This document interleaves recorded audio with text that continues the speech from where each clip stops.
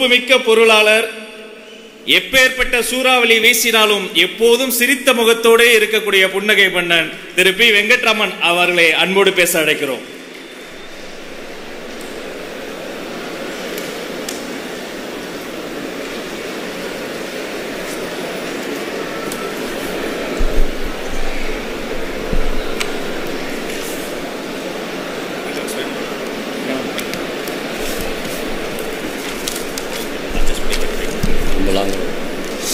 அனைவருக்கும் வணக்கம். தமிழக வெற்றி கழகத்தோட பொதுக்குழுவை சிறப்பாகவும் வெற்றிகரமாகவும் நடத்தி கொண்டிருக்கும் நம் வெற்றி தலைவருக்கு நன்றியும் வணக்கமும். மதிப்புக்குரிய நம்ம பொதுச் செயலாளருக்கும், தேர்தல் மேலாண்மை பொதுச் செயலாளர் நண்பர் ஆதவ அர்ஜுனாவுக்கும், துணை பொதுச் செயலாளர் சிடிஆர் நிர்மல்குமாருக்கும், தலைமை நிலைய செயலாளர் ராஜசேகர், கொள்கை பரப்பு செயலாளர் ராஜ்மோகனுக்கும் மற்றும் கழக நிர்வாகிகள் அனைவருக்கும், மாவட்ட நிர்வாகிகளுக்கும், பொதுக்குழு உறுப்பினர் அனைவருக்கும் என்னோட வணக்கம். ஹலோ ஹலோ 1 2 3 மைக் டெஸ்டிங் கேக்குதா? என்னடா மைக் டெஸ்டிங் பண்ணுறான்னு கேட்குறீங்களா? சும்மா தான்.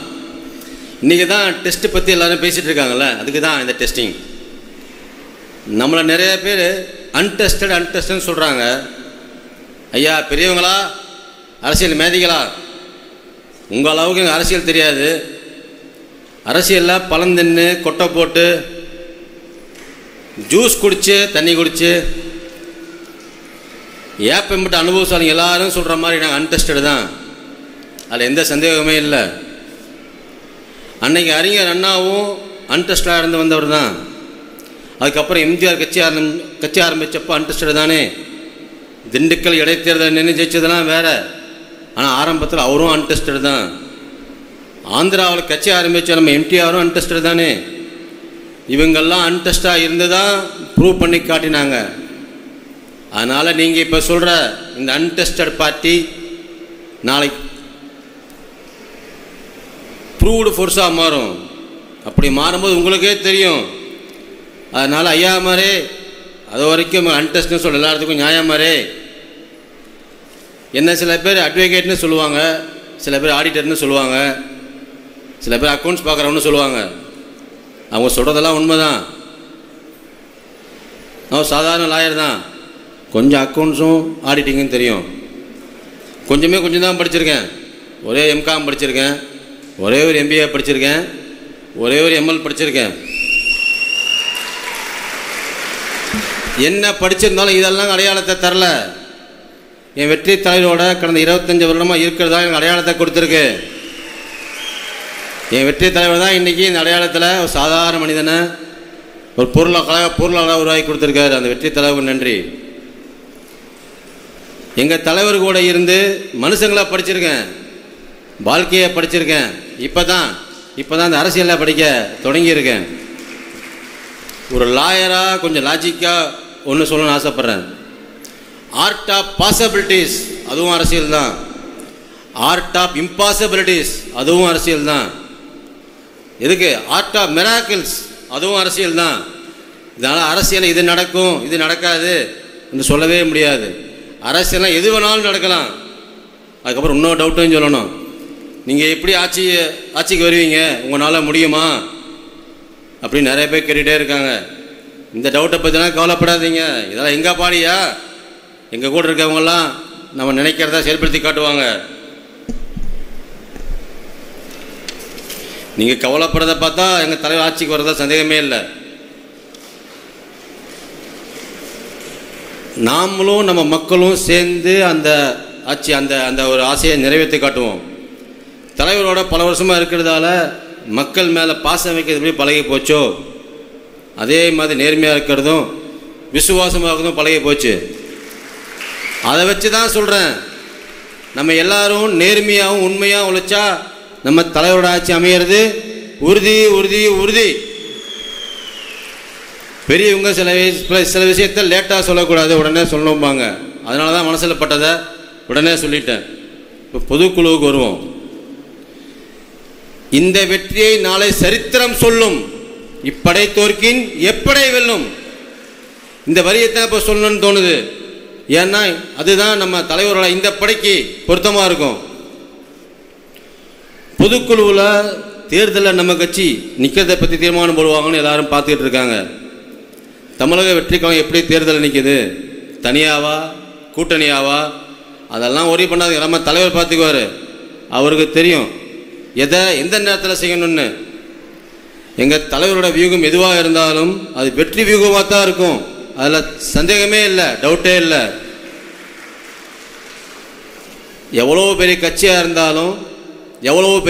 இருந்தாலும் நம்ம தமிழக வெற்றி கழகத்தை பார்த்து பயப்படுறாங்களா இல்லையா? அப்படின்னா நம்ம தமிழக வெற்றி கழகம் பெரிய கட்சி தானே. நம்மளை தமிழக வெற்றி கழகத்தை பெரிய கட்சி ஆக்கிட்டு வரவங்களுக்கு நன்றி. நம்ம இப்போ நிறைய பேர் பர்சன்டேஜ் பற்றி பேசுகிறோம், இவ்வளோ ஓட்டு கிடைக்கும் இவ்வளோ ஓட்டு கிடைக்காது அப்படின்னு. நம்ம கொஞ்சம் மாற்றி யோசிப்போமே. 2016 சட்டமன்ற தேர்தல், 2021 பார்லிமெண்ட், 2019 பார்லிமெண்ட்டு, 2021 சட்டமன்றம், 2024 நம்மளோட இந்த பார்லிமெண்ட் தேர்தல். இந்த மாதிரி கடந்த 9-10 வருஷமாக நடந்த தேர்தல்லாம் கணக்கு போட்டு பார்த்தோம்னா மொத்தம் பதிவான ஓட்டுகளே மொத்தம் 72% தான் கிட்டத்தட்ட. அப்படி பார்த்தா பேலன்ஸ் 28% ஓட்டு போடாமையே இருக்காங்க. அவங்களுக்கெல்லாம் இங்கே இருக்கிற ஆட்சியை பிடிக்காத ஓட்டு, அதுவும் அன்டெஸ்டட் தான். நம்ம எல்லாம் கொஞ்சம் கவனம் செலுத்தி நிதானமாக கரெக்டாக ஒர்க் பண்ணோம்னா அந்த ஓட்டுக்களையும் கான்சன்ட்ரேட் பண்ணாலே போதும். நம்ம தேவையான ஓட்டு சதவீதத்தை எடுத்துக்கலாம். அதை நம்ம என்ன பண்ணணும், ஒவ்வொரு வீட்டுக்கும் போய் அந்த ஓட்டுக்களை பூத்துக்கு கொண்டு போட வைக்கணும். இதெல்லாம் நம்ம நிர்வாகிகள் நம்ம சொல்கிறோமே, பூத்து மெம்பர்ஸ் எல்லாம் செய்யணும். எல்லாம் செய்யலாமா, செய்வோமா? நன்றி. எந்த ஒரு விஷயத்தையும் நம்பிக்கையாகவும் கணக்கு போட்டு செஞ்சாலே போதும். கணக்கு கரெக்டாக இருக்கும், மேட்ச் ஆயிரும். இன்னொரு முக்கியமான விஷயம், கோயம்புத்தூரில் சானிடரி நாப்கின் கம்பெனி வச்சுருக்கிற இந்தியாவின் பேட்மேன் என்று சொல்கிற என் நண்பர் ஒருத்தர் சொன்னார். அவர் இந்த பதிவுன்னு ஆசைப்பட்றேன். கவர்மெண்ட் ஸ்கூலில் படிக்கிற நிறையா பெண் குழந்தைகள், நம்ம பெண் குழந்தைகள் ஒரு கொடுமையான வேதனையை தினம் அனுபவிக்கிறாங்க. அவங்களுக்கு தினமும் டாய்லெட் போகிறது சுத்தமான கழிவறை இல்லை. அதை விட முக்கியம், அவங்களுக்கு மாதாந்திர பிரச்சனை எப்போ பேடை மாற்றக்கூட கதவோட சுத்தமாக இடமில்லை. இதெல்லாம் இந்த அப்பாச்சிக்கு தெரியுமா தெரியுதானே தெரியல. பேசிக் விஷயத்தை கூட கண்டுக்காத கவர்மெண்ட்டா? நம்ம தலைவர் மகளிர் தின வீடியோவில் மகளிர் வீடியோவில் பேசிய பேச்சுக்கு மூச்சு வாங்க திணறி நிற்கிது இந்த டிஎம்கே கவர்மெண்ட். பொறுங்க, இப்போ தான் எங்கள் தலைவர் பேச ஆரம்பிச்சிருக்காரு. இன்னும் அடி வலுவாக விழும். நீங்கள் எங்கள் தலைவர்கிட்ட எங்கே எஸ்கேப் ஆக முடியாது. இப்போ ரீசெண்டாக சில பேருக்கு அடி விழுந்திருக்கும். அந்த மாதிரி அடியெல்லாம் சாதாரண அடிகள், இனிமேல் சம்மட்டி அடியாக விழும். நாங்களே இப்படி அடிக்கிறோம், நாங்களே இப்படி பேசணும் அப்படின்னா நம்ம தலைவர் அடி எப்படி இருக்கும்? வெறித்தனமாக இருக்கும். நம்ம அடிகளை விட, நம்ம தலைவர்கள் தொண்டர்கள் தோழர் அடியை விட நம்ம தலைவரோட அடிகள் ஒவ்வொரு சூழ்நிலையும் ஒவ்வொரு சிச்சுவேஷன்லையும் வெறித்தனமாக இருக்கும். நீ நினைக்கிற மாதிரி எங்கள் வெளித்தலைவர் சும்மா, எங்கள் வெளித்தலைவர் கொஞ்சம் சாதாரணமாக இருக்கிறவர்ல, அவர் கொஞ்சம் வித்தியாசமானவர். எல்லாத்தையும் தெரிஞ்சு வச்சுருந்தாலும் எதுவும் தெரியாத மாதிரியே தான் இருப்பார். ஆனால் நேரம் வர்றப்ப தன்னோட விஸ்வரூபத்தை காட்டுவார். அதனால் சில பேர் எல்லைக்கோடு தாண்டி பேசுறதை கொஞ்சம் நிறுத்திக்கணும். சில பேர்னா யார், அந்த பேர் சொல்லணும்ல, அவங்க தான் அண்ணாமலை யாரும் மெச்சராஜாவும். அதாங்க அந்த அங்கிட்டு இங்கிட்டும் இல்லாத அந்த பெரிய மனுஷன். இந்த 2 பேரும் வெறும் சாம்பிள் தான். சில டிஎம்கே இன்வெஸ்டர்ஸும் இதில் இருக்காங்க. உங்கள் இன்டீசென்ட்டான பேச்சு ஏதோ நிறுத்திக்கங்க. இது எச்சரிக்கை இல்லை, அன்பான ஆலோசனை. வழக்கம் போல் நம்ம பாஷையில் பேசுவோம். ஐயாத்துறை உங்கள் ஆட்சியில் எல்லாமே பொய்யாத்துறை. இதை சொன்னால் உங்களுக்கு கோபம் வரும். ஆனால் அதுதானே உண்மை, மெய்யாத்துறை. அப்பான்னு அப்பப்பா அப்படின்னு 1000 பேர் கதறினாலும் இந்த அப்பாவுக்கு தப்பா கூட ஒரு தடவை திரும்பி பார்க்க மாட்டேங்கிறாரு. காரணம் என்ன தெரியுமா? அவர் கவனத்துக்கு மட்டுமல்ல, காதுக்கும் வரல. இது தப்பாக இருக்கேப்பா. இப்படியே போனால் இந்த ஆட்சிக்கு வர எலெக்ஷனில் ஒரு தகர டப்பா கூட கிடைக்காதுப்பா. இப்போ அப்பா ஆச்சு ஏதாவது உருப்படியாக நடக்குதான்னு பார்த்தா ஒன்றுமே இல்லை. இங்கே லாவும் இல்லை, ஆர்டரும் இல்லை. அப்புறம் லா அண்ட் ஆர்டர் எப்படி சரியாக இருக்கும்? நம் வெற்றி தலைவர் இப்போ அந்த கட்சியோட பொதுக்குழு கூட்டியிருக்காரு. பொதுக்குழு முடிஞ்சிடும். இனிமேல் நம்ம கட்சி ஃபுல் ஃபார்மில் ஃபுல் ஃபோர்ஸில் களத்தில் நிற்கும். அதுக்கான அறிவிப்பையும் வெளியிடுவார்.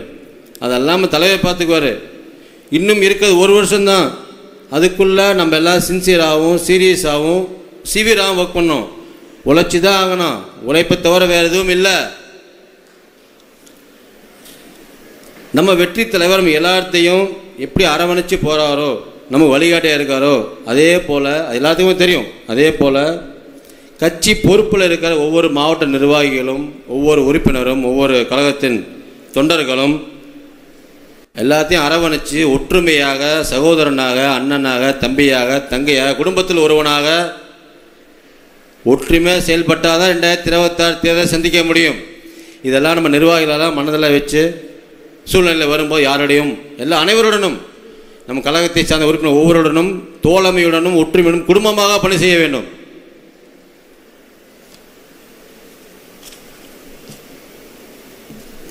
தலைவரே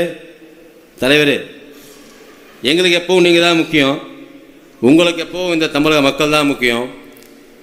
நம்ம மக்களும் நீங்களும் இந்த தமிழ்நாட்டுக்கே முக்கியம். அதனால தான் நம்ம தமிழ்நாட்டுக்கு இந்த வெற்றி கழகத்தோட ஆட்சி முக்கியம்.